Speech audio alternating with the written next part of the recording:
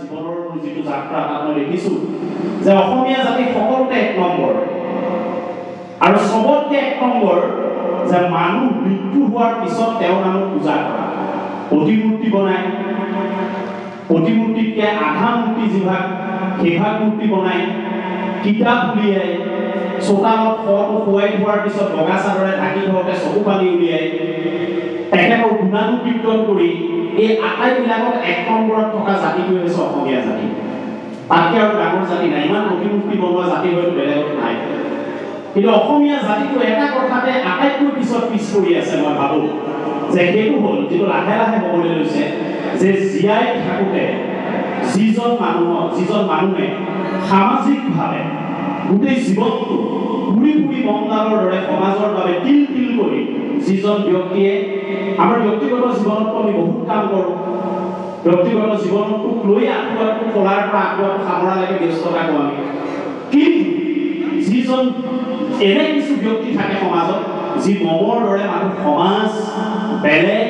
সাংস্কৃতিক এই পৃথিৱীখনত নিজক বিলীন কৰে আৰু সেই ব্যক্তিসকলক এই মহান ব্যক্তিসকলক জীৱিত অৱস্থাত তেখেতসকলৰ গুণানু কীৰ্তন কৰাৰ ক্ষেত্ৰত অসমীয়া জাতি এতিয়াও বহুত পিছ পৰি আছে এতিয়াও হৈছে লাহে লাহে কিন্তু পিছ পৰি আছে এতিয়াও পিছ পৰি আছে এই প্ৰক্ৰিয়াটো মই এই চোতালখন এইভাৱে গধুৰ চোতাল বুলি ক'লোঁ এই চোতালখন যে আজিৰ পৰা কেইবছৰমানৰ আগত এই চোতালখনৰ সময় আমাৰ সোঁকাষে আজি যিজন নায়িকাসনিক ব্যক্তি বহি আছে তেখেতৰ নামত এখন গ্ৰন্থ উলিয়াইছে সেই অনুষ্ঠানটো মোৰ অহাৰ সৌভাগ্য হৈছে আজি তেখেত জীৱিত অৱস্থাত আজি সকলোৱে মণিপুৰলৈ চাই গুৰু আসনলৈ চাই কৈছে যে আৰু 20 বছৰ তেখেত জীয়াই থাকক হয় 20 বছৰ তেখেত জীয়াই থাকক কিন্তু এই জীৱিত অৱস্থাতেই তেখেতৰ প্ৰাণটো আছিল ভাওনা মোৰ মনত পৰে এই নামঘৰটো মোৰ চিনাকি নামঘৰ মোৰ ভাতৃয়ে তেখেতে কৰা প্ৰহ্লাদ চৰিত্ৰ বা নৃসিংহ মুৰাৰী ভাওনা মোৰ ভাতৃয়ে 20ৰ পৰা 25 বাৰ প্ৰহ্লাদ লৈছিল আৰু তেতিয়া মই মোৰ এখন হাত যিহেতু অলপ অসুবিধা কিন্তু এই হাতখনেৰে সোঁফালৰ মুঠিয়াটো ধৰি আৰু এই হাতখনে বাওঁফালৰ মুঠিয়াটো ধৰি সেই চাইকেলখনেৰে অসৈবাৰী গাঁৱৰ পৰা ইয়াত হোৱা আখৰালে মই মোৰ ভাইটিক আগৰ যিখন কেৰিয়াৰ তাত উভয় লৈ লৈ ভাইটিক ইয়ালৈ লৈ কাৰণ ইয়াত আখৰা হয় এতিয়া আৰু তেতিয়াৰ পৰাই মই এই ব্যক্তিজনলৈ ভয় কৰোঁ ইমান স্পষ্টকৈ কথা কয় কোনোবাই যেন অলপ পিছত বেয়া পাই যাব নাপায় জানে ইমান চিধাকৈ কথা কয় ইমান হুটাকৈ কথা কয় কিন্তু সেই হুটা কঠিন চিধা স্পষ্টবাদিতাৰ মাজত তেখেতৰ অন্তৰৰ যিটো আকুলতা মানুহক সাৱটি ধৰাৰ যিটো মানসিকতা একেলগে সংস্কৃতিক পূজা কৰাৰ বৰেণ্য যিটো চিন্তা এই চিন্তাটো সকলো বদ্ধ আৰু নমন আমি বদ্ধ আৰু নমন আজি আৰু বদ্ধ আৰু নমন কাৰণে আজি তেখেতক আমি এই হৰি মন্দিৰৰ ভিতৰত বা এই নামঘৰত জগতগুৰুজনাই য'ত সকলো জাতিক আমি জাতিক আজি খেলিছোঁ সেই জাতিকে ধাৰি পাৰি বহোৱা মানুহজনৰ এই নামঘৰত আজি তেখেতক এনেকৈ আজি ঈশ্বৰৰ শব্দটো আহিব তেখেতক আজি সেৱা কৰিছে মই এটা ভাল আজি ইয়াত এটা বস্তু দেখিলোঁ এইবিলাক মই কৈছোঁ মোৰ যিটো বয়স এই বয়সটোক মই মনাত ভৰাই লৈ যাব লাগিব এই কথাবিলাক মই ক'ব লাগিব ক'ৰবাত যে ডিম্বেশ্বৰ বৰা তেখেতক সেৱা কৰিছে তেখেতে দুটা কথা কৈছে তেখেতৰ অৱসৰৰ পিছত প্ৰায় 65-66 মান হ'ব চাগে বৰদেউতাৰ বয়স মোৰ ডাউট আৰু তেখেতৰ বয়স মই কালি সুধিছোঁ যে বৰদেউতাৰ বয়স কিমান বোলে 85 যোগ বিয়োগ হৈছে এনেকৈ কৈছে তেখেতৰ পৰিয়ালে গম পাব আৰু আজি তেখেতৰ যেতিয়া বাক্য এৰিছে তেখেতে মাইক্ৰফোনত তেতিয়া কৈছে যে দক্ষ যজ্ঞ যিখন ভাওনা লৈছিলোঁ এইখন 1975 কথা পাতি আছোঁ 2025 50 বছৰ 5টা দশকৰ সম্পৰ্ক বয়সত 23 বা 22 বছৰ হয়তো তেখেতৰ লগত পাৰ্থক্য হ'ব কিন্তু এই কথাখিনিৰ মাজত যিটো গুৰু সেৱা তেখেতে যিটো গুৰু দক্ষিণা আজি গুৰু সেৱা কৰিলে এই জীৱিত অৱস্থাত এই কথাখিনি আমাৰ বাবে শিকিবলগীয়া নতুন প্ৰজন্ম মই এই কথাটো শিকিব লাগিব যে গুৰুৰ যিটো সেৱা একলব্য আঙুলিটো যিটো আঙুলি কাটি দিয়াৰ পিছত জীৱনভৰ মানুহ চুব নোৱাৰিলে তাৰ পিছতো দ্ৰোণাচাৰ্যক কোনো কথাতে মানা কৰা নাছিল আঙুলিটো কাটি দিয়াৰ পিছতো যে মই এইটো আপুনি লিখিব পাৰিলেহেঁতেন তেতিয়া অৰ্জুন আৰু কৰ্ণ কেতিয়াও শ্ৰেষ্ঠ নহয় একলব্য হোৱা কিন্তু তেওঁ সেই আঙুলিটো দি দিছিল গতিকে মই ভাবোঁ যে গুৰু সেৱাৰ যিটো পৰিৱেশ আজি ইয়াত ডিম্বেশ্বৰ বৰা ডাঙৰীয়াই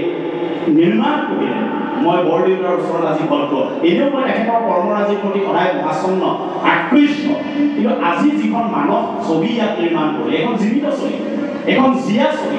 এই ছবিখনৰ পৰা আমি বাৰ্তা লৈ যাম আজি মই সাৰথী শইকীয়া বাইদেউক লগ পাইছোঁ তেখেতৰ মোক এগৰাকী বাইদেউ তেখেতৰ কাষত বহি আছিলে শান্তনা বাইদেউ যেতিয়া আমি পঢ়িছিলোঁ তেখেতে ইংৰাজী পঢ়ুৱাইছিলে বাইদেউ ওলাই গ'ল মই যেতিয়া ইয়াত পঢ়িছিলোঁ সাৰথী শইকীয়া বাইদেউ তেখেতৰ পৰিয়ালৰ লগত সম্পৰ্ক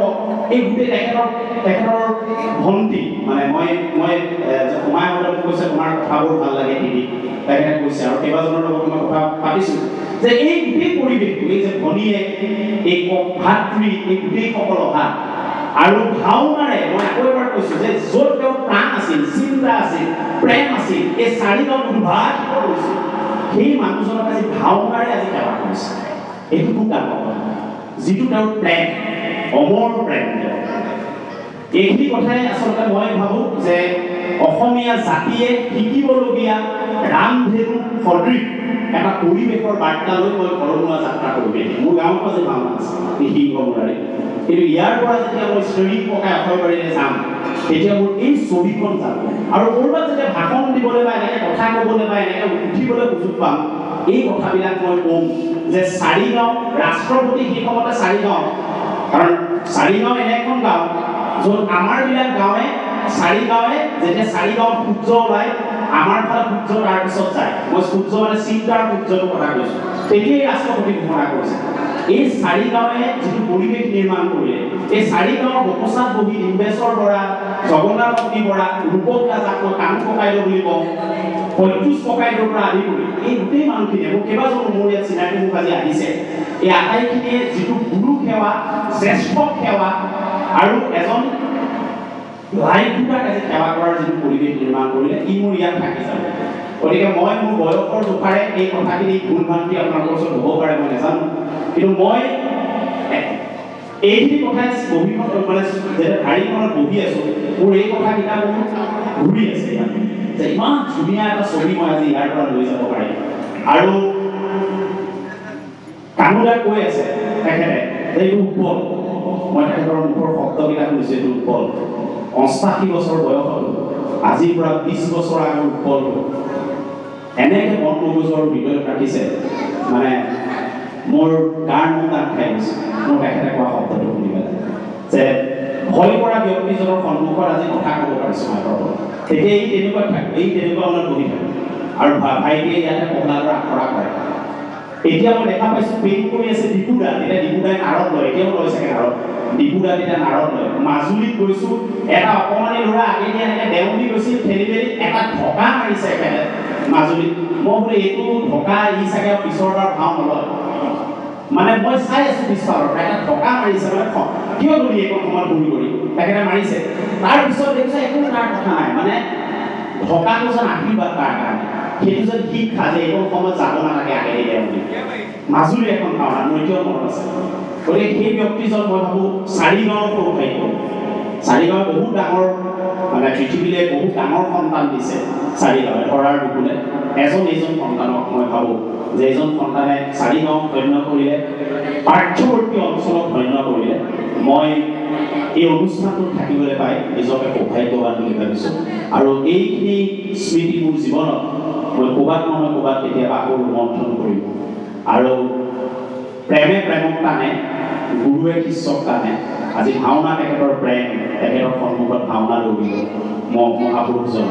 আৰু গুৰু সেৱাৰ যিটো পৰিৱেশ সেই পৰিৱেশ নিশ্চয় তেখেতেও চকুহালত আজিলৈ ঘৰমুৱা যাত্ৰা কৰিব ধন্যবাদ জনাইছোঁ মোক এইখিনি ক'বৰ বাবে সুযোগ দিলে আৰু মই এই এখেত কমল দত্ত যেতিয়া কৈ দিছে আমাৰ গাঁৱত ভাওনা হ'লে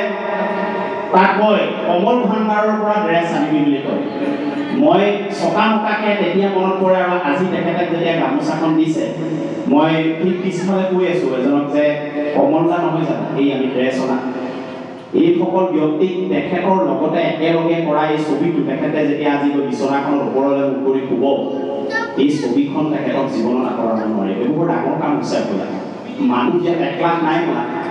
1 লাখ মানুহ নাই হোৱা মানুহ ১০০ৰ পৰা ১৫০ হৈছে কামটো ১ কোটি মানুহৰ কাম এটা হৈছে মই এইটো ভাবোঁ গতিকে এইখিনি ছবি মোৰ থাকিব ধন্যবাদ জনাইছোঁ মই যে এনেকুৱা এখন গভীৰ গাম্ভীৰ্যপূৰ্ণ বাৰ্তাবাহক আৰু পৰিশীলিত এখন মঞ্চত বা এখন চোতালত বা এই পবিত্ৰ হৰি মন্দিৰৰ মণিপুৰৰ সন্মুখত কথা ক'বলৈ পালোঁ এয়া মোৰ বাবে সৌভাগ্য আৰু কথাটো ক'বলৈ পালোঁ মই ভাল পোৱা মানুহজনৰ সন্মুখত আৰু মোক আশীৰ্বাদ দিয়া বৰদেউতাই মাতি অহাৰ বাবে মই দিনেশ্বৰ বৰদেউতাৰ ওচৰত চিৰকৃতজ্ঞ জগন্নাথ দাৰ ওচৰত চিৰকৃতজ্ঞ মোৰ মাইক্ৰফোন দুয়োটাই কানুদাৰ ওচৰত চিৰকৃতজ্ঞ আৰু ধন্যবাদ জনাইছোঁ সকলোকে ভাওনাখন চাব নোৱাৰিম কিন্তু এই পৰিৱেশটো মোৰ মূৰত সদায় থাকি যাব মগজুত সদায় থাকি যাব ধন্যবাদ জনাইছোঁ আশীৰ্বাদ দিব ৰাজনীতি কৰি আছোঁ মানে